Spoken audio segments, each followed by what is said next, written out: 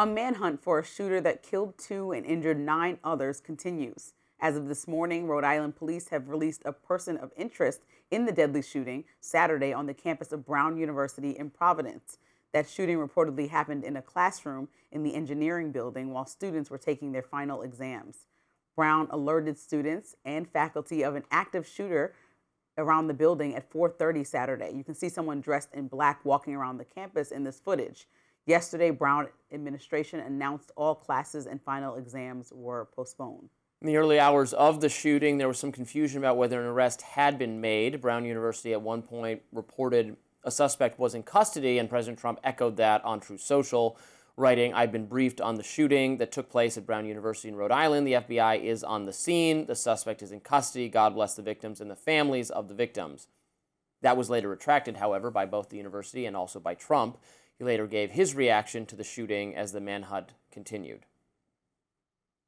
The Brown University situation, what a terrible thing it is. And all we can do right now is pray for the victims and for those that were very badly hurt, it looks like. On Sunday, a person of interest was picked up by police, but again, that person of interest has been released after authorities said the evidence points actually in a different direction. Officials say right now they have no way of knowing if the gunman left the state. So he or she, I suppose, but he is still at large.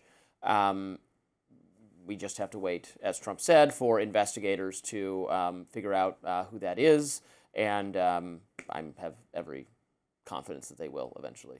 Yeah, this is a tragic situation, again, piling on to the heartbreak of what's happening around this time. When I think about this time for college students, like they said, it was in the engineering building during final exams. When you think about a parent dropping their kid off for college, they assume they're going to be safe and go fulfill their wildest dreams as they pursue whatever their goals are. And when you think about a kid, they're looking forward to this break after these final exams to go home and be with their family. And when I watch some of that video, you see kids within that building and probably other buildings around the campus just ducking and hearing police barge in and not knowing if that's the shooter and somebody might have had those Google glasses on, I believe, because I was trying to figure out how they were tracking everything. But this one video I saw, they're like watching everything, and the police are like, if you have nothing in your hands, walk forward. And you see the person still recording, walking forward. It must have been on the glasses because their hands were in the air.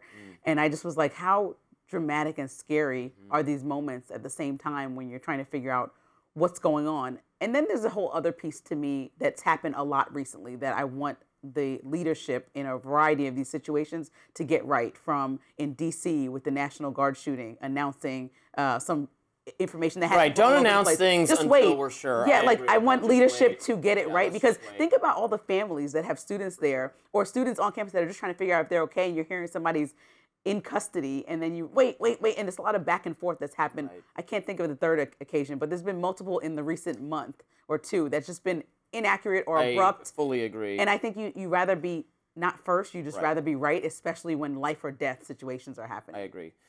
We should note the classroom that was targeted. The professor is Jewish, is a professor of economics and Judaism. So while we don't know the motivation, we don't have the suspect yet. The one they had was a person of interest, was released. Obviously, that the nature of that, given everything going on, is probably rightly making people wonder if this was yet another example of an anti-Semitic attack. Too soon to say if that was the motivation. It could just be coincidence. But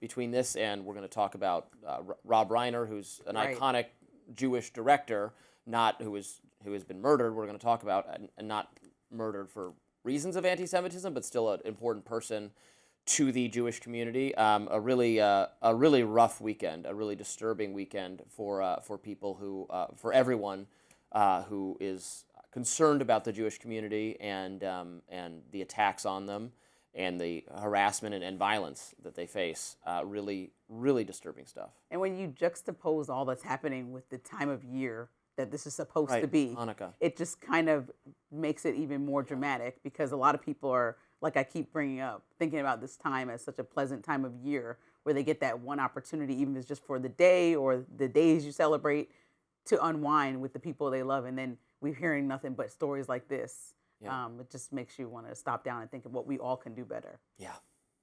The U.S. is experiencing a measles outbreak not seen in decades, and some experts are putting the blame on HHS Secretary RFK Jr.